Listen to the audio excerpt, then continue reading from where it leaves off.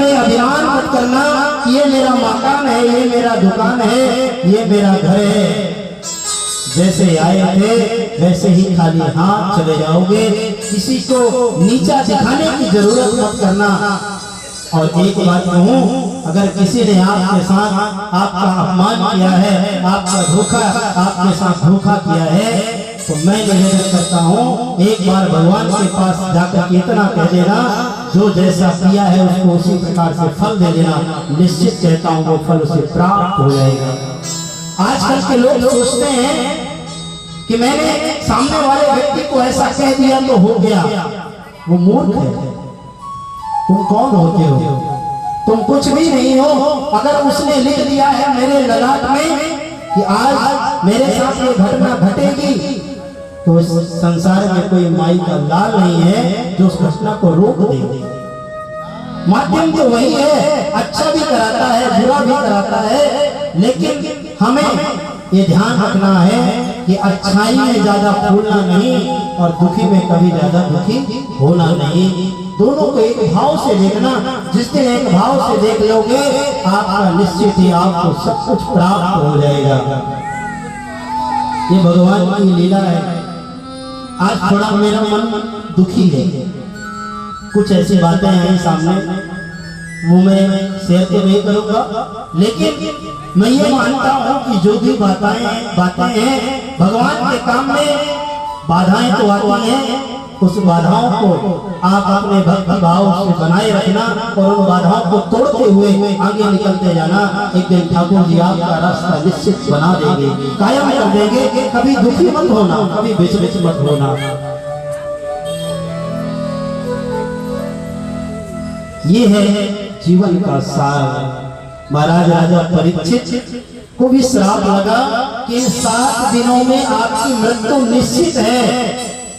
वो परीक्षित कितना बड़ा बड़भागी था, उसको ये मालूम था कि आज से 7वें दिन मुझे तक्षक सर्प डसेगा। लेकिन इतने लोग बैठे हो, कोई बता सकते हो कि हमारा कब डेट है, कब जाना है? हमको कोई नहीं बता सकता। मात्र केवल राजा परीक्षित ही ऐसे हुए जिन्हें ये पता चल गया कि आज से 7वें दिन मुझे जाना है। और उन्होंने क्या उपाय किया? प्रॉपर्टी को अपने बेटे के नाम नहीं किया, घर को अपने बेटे के नाम नहीं किया, व्यवस्था नहीं बनाई। उन्होंने राजपाट को छोड़ करके और बिनु सत्संग विवेक न होए, राम कृपा बिनु सुलभ न सोए।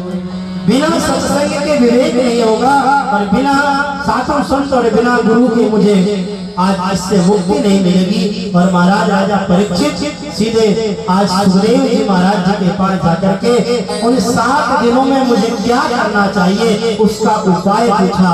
और वही उपाय श्रीमद् भागवत महापुराण की कथा का वंश से प्रादुर्भाव। उस राजा को पता था, लेकिन आपको पता नहीं है कि किस दिन जाना है और किस दिन हमारे घर में क्या खुशखबरी आ जाए। किसी का ये भरोसा नहीं है। तो अभिमान किस चीज का? कभी भी जीवन में अभिमान मत करना, भगवान से प्रेम करना। भगवान हमेशा, जैसे विदुर काका के यहाँ आए थे किसी रूप में, आपके यहाँ भी आएंगे। जिस प्रकार से भगवान ने श्री रामा के प्रेम को रखा था, उसी प्रकार आपके भी प्रेम को रखेंगे। केवल प्रेम से भगवान को जो भी रहे अक्षत पुष्प फल समर्पित करते रहना, वो स्वीकार करेगा। कभी ये विचार मत करना कि मेरे पास ये नहीं है। भगवान ने ज्यादातर अधिकतर सताए लोगों को और गरीब लोगों को ही अपनाया है।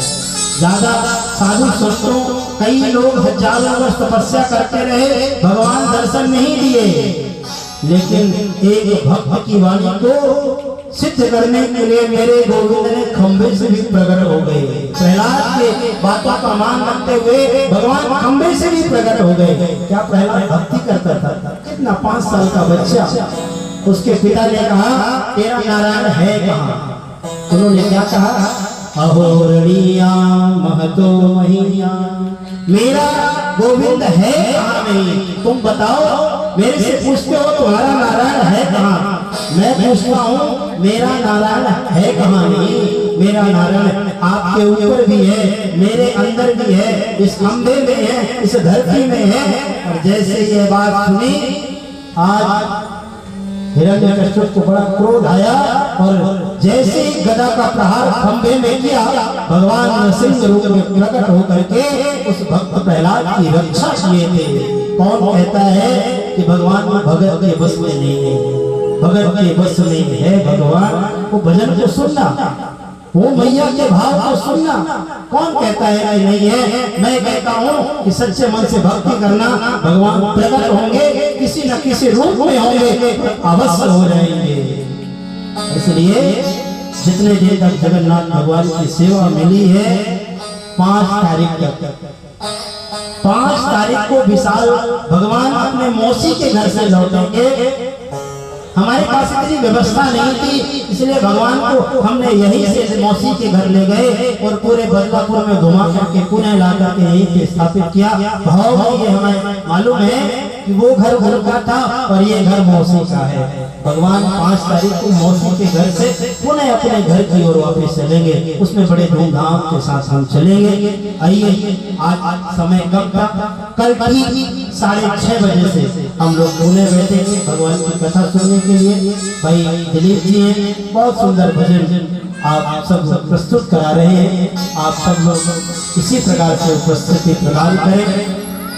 और मुझे जो मौका मिला है बहती हुई गंगा में गोता लगाने का, मैं तो लगा ही रहा हूँ सुबह शाम, और मैं चाहता हूँ कि आप लोग भी लगाओ। आप लोग भी जो समय मिला है, मैं कोई बहुत कथा नहीं सुना रहा हूँ, लेकिन जीवन जीने में जो महत्वपूर्ण बातें हैं वह मैं आप लोगों को बता करके और अपने वाले को विराम दे देता हूँ। इसलिए सभी लोग बड़े भाव के साथ इधर आते रहिएगा। समय अब आगे बढ़ रहा है और 8:15 भी हो चुके हैं, भजन भी करना है क्योंकि 10 बजे कार्यक्रम को बंद करना है, इसलिए हमें भजनों का आनंद लेना है। आइए 2 मिनट कीर्तन करें, उसके बाद फिर हम लोग भजनों का आनंद लेंगे। श्री राधे राधे गोविंद गोविंद राधे, श्री राधे राधे राधे, श्री राधे राधे गोविंद राधे, श्री राधे। ऐसे नहीं, दोनों हाथ उठा करके तालियों की सेवा करोगे, बड़े भाव के साथ।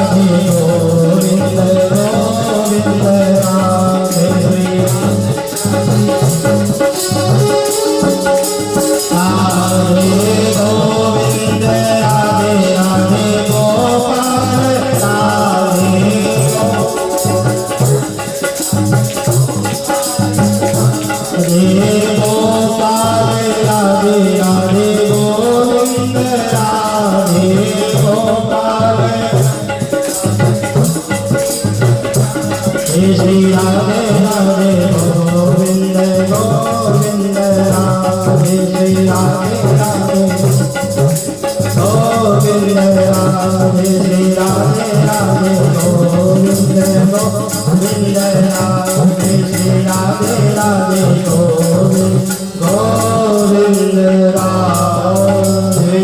बोलो गोविंद नारायण भगवान की, जगन्नाथ भगवान की, बलभद्र भगवान की, सुभद्रा मैया की, सुदर्शन भगवान की, काशी विश्वनाथ भगवान की जय जय श्री राम। 2 शब्द और आज